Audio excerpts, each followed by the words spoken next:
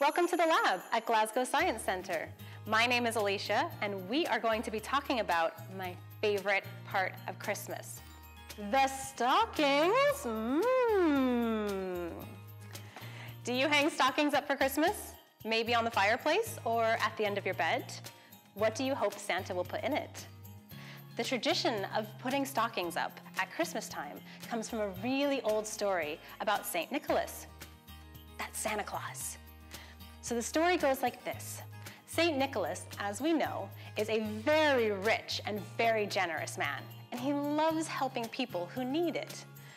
One day in town, he hears about a poor family, a father and his 3 daughters. Now, even though the family is really poor, the father is too proud to accept any help from anyone. And St. Nicholas wants to help, but this means he has to do it in secret. So, in the middle of the night, he travels to their house, and through an open window, he throws 3 bags of gold, 1 for each daughter. And one of those bags accidentally lands in a stocking that's hanging up to dry on the fireplace. And in the morning, the 3 girls wake up, and they find the bags of gold, and they are overjoyed. So today, we hang up stockings at Christmas time in hopes that Santa Claus will come and fill them with gifts and toys, just like he did for the 3 little girls that night. Come on, let's see what I got. Ooh. What's this? Oh! Oh, that's so cute! He's gonna go right there. Oh my gosh. An orange. Do you get an orange in your stocking? Now the orange is actually a symbol of the gold that St. Nicholas left for the 3 girls in the story. I love getting the orange because it is my favorite fruit. Not only does it taste delicious, but it also comes in handy segments so you can share it with your friends and family. But what's more? You can do some really cool science with an orange. Ready? Does an orange float or sink in water? Let's investigate this together. For this experiment, all you need is a large container full of water and 2 oranges. Now, if you don't have a large container like mine, that's okay. You can use a basin, a sink, or you know what, even your bathtub. So first, let's see if an orange floats or sinks. What do you think is gonna happen? All right, ready? Oh, hey, it's floating. So when an object floats in water, we say that it is less dense than the water. Now, density is a word that we use to describe how much space an object takes up in relation to how much matter or stuff is inside of it.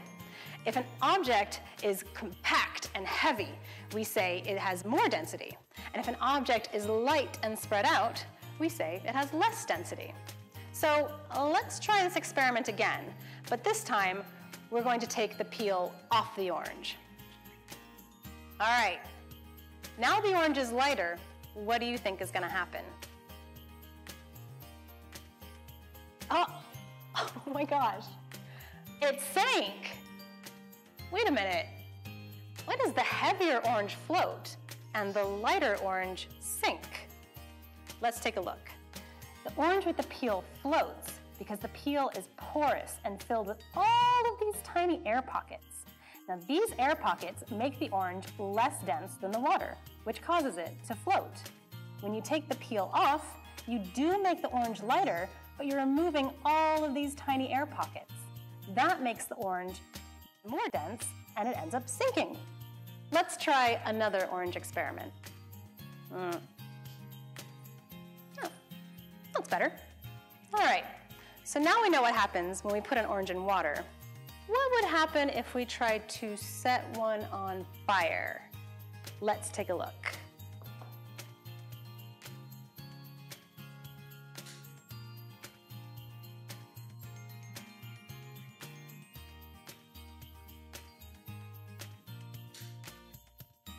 Anything? No. Okay, so I guess it's not flammable. Orange peels have lots of tiny compartments that are full of oily liquids.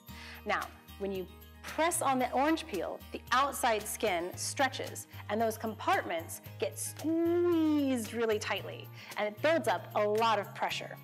Now, eventually, that pressure is going to be so great that those compartments are going to burst open and spray out this really flammable mist.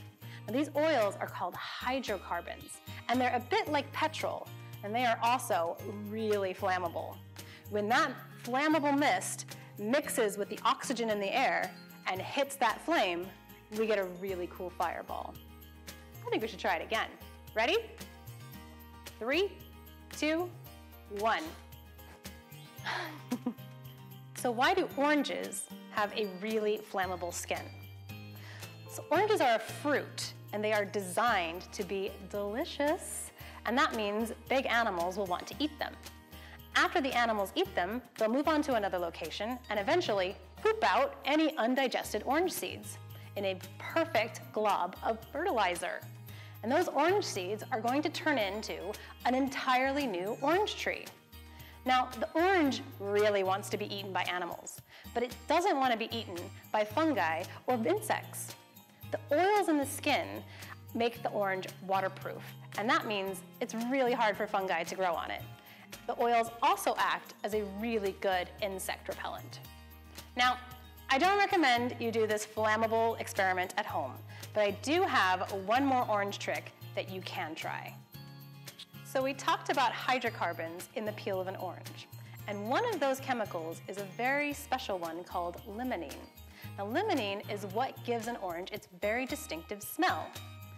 But not only is limonene flammable, it has other explosive properties.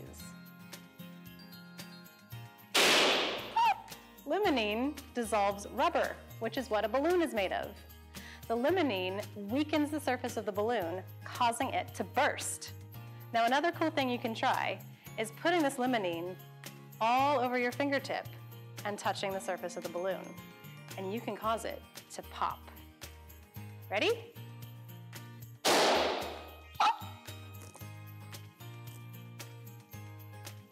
Oh, there's something else in my stocking. What is that?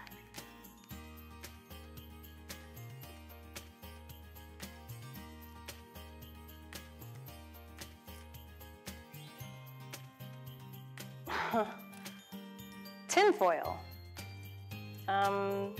Thanks, Santa. Well, I guess I could use it when I'm making my turkey dinner on Christmas. Oh, there's a note.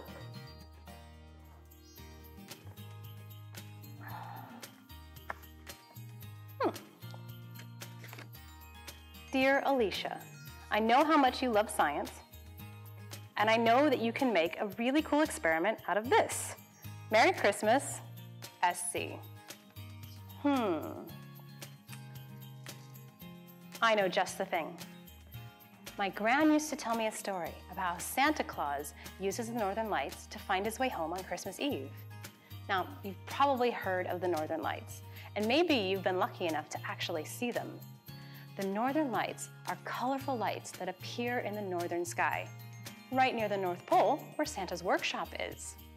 They're sort of like nature's fireworks. The Northern Lights are also called the Aurora Borealis, and they're made up of tiny electrons that are blown about by the solar wind, which it's a bit complicated.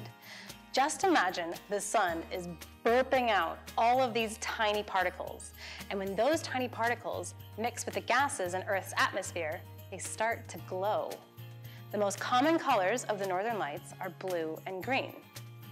So I can take my Christmas present here, and I can make our very own Northern Lights right here in the lab. Let's do it. Oh, that's better. Now, we call it tinfoil, but it's not actually tin. It's made of aluminium. So when I put the foil into the mixture, you want to watch carefully for the bubbles and the mist. That means the chemical reaction has started. The hydrochloric acid is going to start to erode the outside of the aluminium foil. This allows the aluminium to react with the copper 2 chloride. Aluminium is much more reactive than copper, so it will change places with the copper and the copper 2 chloride. This will give us aluminium chloride and copper as a solid metal.